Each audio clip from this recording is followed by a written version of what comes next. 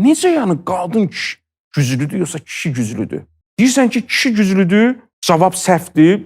100 min dənə qadın göstərirlər ki, 100 min dənə zəif kişidən 100 min dəfə güclüdür. Deyirsən qadın güclüdür, o da qadın güclüdür, kişi güclüdür, sualı səhvdir.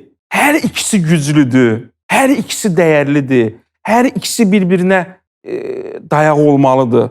Və burada sosial dəyərlər sferasıdır, əzizim. Aydındır. Yoxsa ki, hüququ tətbiq elə ailəyə. Ailə davam gətirməyəcək. Necə ki, Azərbaycanda boşanmaların sayı çoxalıb. Ana qızına deyir ki, getdin. Üz vermə çox. Üz vermə, bax, haqqını qoru, ha. Xəbəri olmur ki. Dağıdır ailəni. Qızının yerini pis eləyir, qızının düşüncəsini xarab eləyir. Deməkdən ki, əzizim, gedirsən, həyat yoldaşını sev. Bu sözü oğlanın da anası oğlana deməlidir, eyni ilə həyat yoldaşını sev. Eyni ilə qızın da anası qıza deməlidir. Nəinki get hüquqlarını müdafiə elə. Başa düşdük. Hüquqlarını müdafiə eləyəndə o ailə olmayacaq, boşanacaq və s.